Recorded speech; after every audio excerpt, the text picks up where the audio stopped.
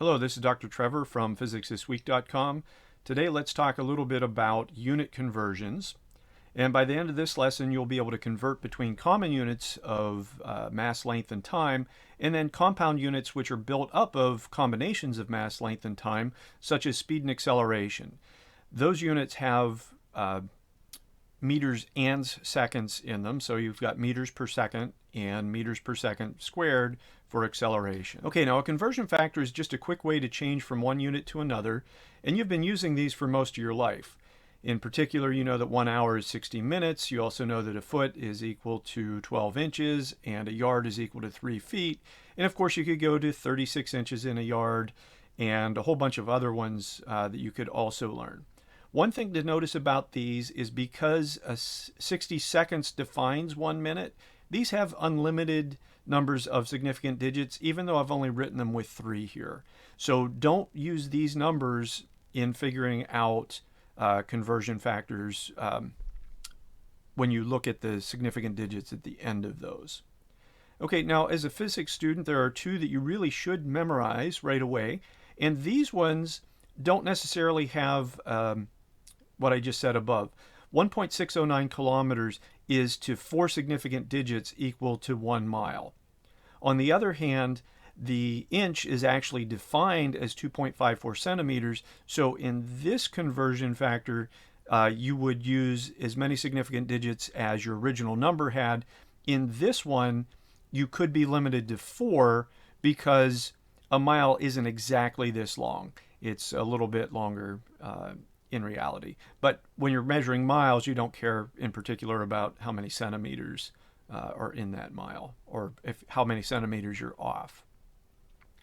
Okay, now those were all easy conversion factors. I consider hard conversion factors to be ones that are combinations of these things over here.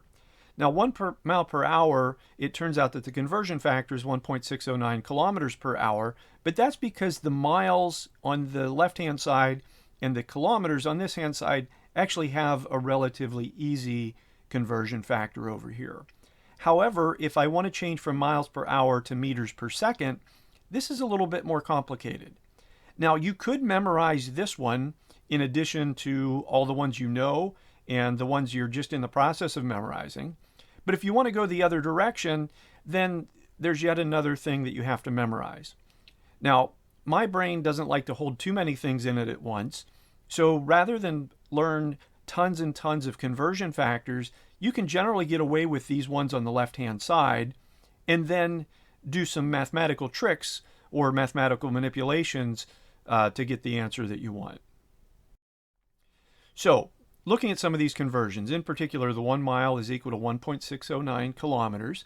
If I divide both sides of that equation by 1 mile, I end up with 1 on the left-hand side, but I also end up with 1 on the right-hand side because this value has to recognize the equal sign. It has to respect the equal sign. Okay, so 1.609 kilometers divided by 1 mile is in fact equal to 1. Now on the other hand, I could go the other direction and divide 1 mile by 1.609 kilometers, and that's equal to 1 because on the other side, in fact, I've divided 1.609 by 1.609, both of those with kilometers. Now, why would we want to do this? Well, it has to do with what some people call the magic of the number 1. Now, a mathematician wouldn't call this mathematical. He would say something along the lines of anything multiplied by 1 is unchanged, and that's probably what you would say too. The pure mathematician would say that 1 is the multiplicative identity. Anything times 1 is equal to itself. So 1/2 times 1 is equal to 1/2, and so on and so forth. Now let's figure out how many miles are in a 5K race, and we're going to use the conversion factor of 1.0 miles is equal to 1.609 kilometers. And what we want to do is write down our number that we're starting out from, and we're just going to multiply it by 1, but I want to multiply it by the factor of, or the expression of 1 that allows me to cancel out the units. And when I do that, what happens is all I need to do is multiply 5 times 1, which is just 5, divided by 1.609. I'm left with only miles in my units. I get 3.108 miles out of that. And then when I apply my rounding rules, I get 5.0 kilometers is approximately equal to 3.1 miles. Okay, now the limit on significant digits here was because we had a 5.0K race. Okay, if we took it as just a 5K race, it would be, in fact, about 3 miles. Okay, in general, though, you want to use 4-digit conversion factors where possible so that in the end, you have some room to round. If we had changed this down to 2 significant digits, we would have had 1.6. That wouldn't make a huge difference, but if we had been dividing 5 by the appropriate number down here, which would round this to 2, that would be a little bit too much of a round. So you don't want to do that. In general, use 4 significant digits if you can, and then round for significant digits at the end. Okay, so how did we know to put that in the right order?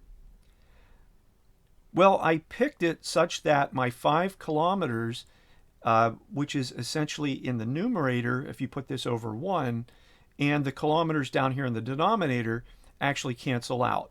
If I had done it the other direction, again, this is still 1, so this is still a valid equation, but I can't cancel out the units like I can over here. On the right-hand side here, 5 kilometers divided by, or times 1.609 kilometers, I get a unit that looks like kilometers per mile, or kilometers squared per mile, which is actually okay unit-wise, but it really doesn't make any sense, and it wouldn't help me communicate well to anybody else. So I typically want to do this as canceling out my units. Okay, so just make sure they cancel out properly. It's always a good idea to check, and I've been harping on the idea of always writing down units.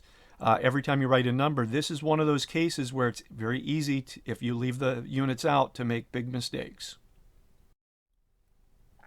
Okay, now let's use a compound unit. In particular here, we're going to use speed. And let's pick a 90 miles per hour fastball pitch as our unit. And the reason I want to do this is this actually rounds out pretty nice.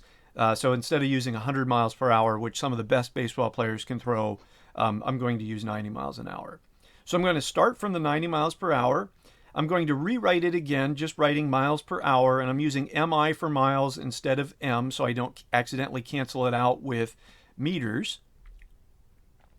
Okay, put in my conversion factor. So I've got a mile on the bottom. That's going to allow me to change it to kilometers. But a kilometer is 1,000 miles, or excuse me, 1,000 meters. There's that confusion that can happen with M versus M. Okay, and then I want to cancel out my hours. So I've got hours on the bottom over here, hours on the top over here, or as my mathematicians friends would like to say, in the denominator in this fraction, in the numerator in this fraction, so that they can cancel out. And then I need to go finally to seconds if I want to get this speed in meters per second. Okay, now I can cancel out my units, and I can do that all the way through.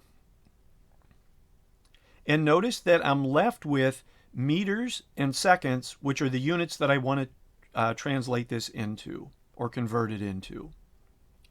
Okay, you don't necessarily have to do this step, but I find I make fewer mistakes if I actually count the numbers I've got up here, write them down again, and count what I have down on the bottom. Sometimes I leave out the ones because 1 times 1 is just 1, and then times anything else, it's just whatever this other bit is.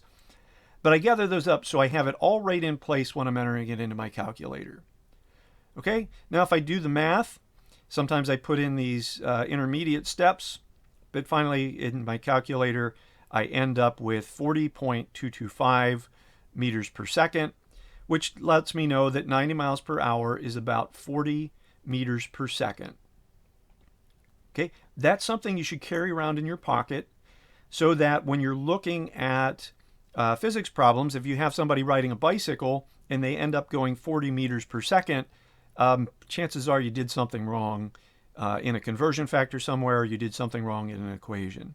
On the other hand, if you have a car, 40 meters per second is probably maybe an illegal speed, but it's a reasonable speed that a car could possibly reach.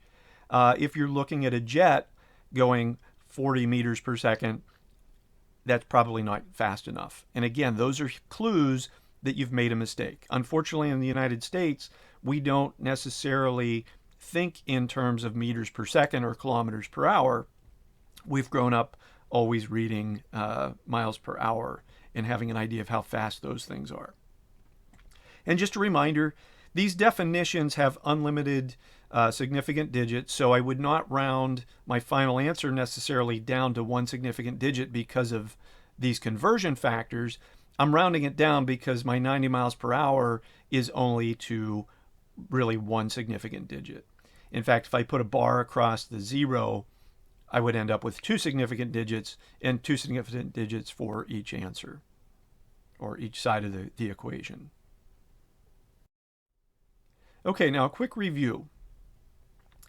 Really, you've got to memorize 2 conversions and know all the common conversions. Here are the new physics conversions that you'll want to use so that you get into the SI system. Okay, write down your starting point, and it's a good idea to write down where you're trying to get to.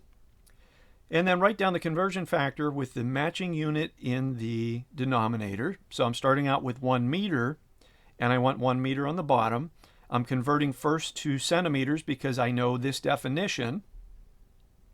And then I'm going to continue for the other units. I want to get rid of my centimeters to go to inches, and then I want to get rid of my inches to go to feet. And now I can cancel out the units on both the top and the bottom.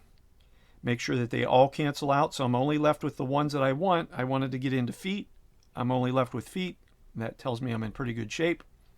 Enter the numbers into your calculator. You can gather them up. You can show intermediate steps. I find the intermediate steps help me catch mistakes if I accidentally put it into my calculator wrong. So I get an answer out from my calculator, and then I want to apply the significant figure rules. I started out with 1.00 meters. I end up with 3.28 feet. Okay, so hopefully these things will help so you can do conversions, and good luck in your physics class. And if you like this video, if you don't mind liking it down below or making a comment, I always appreciate those. It lets me know that folks are getting help out of these videos. So have a good day, and again, good luck in physics.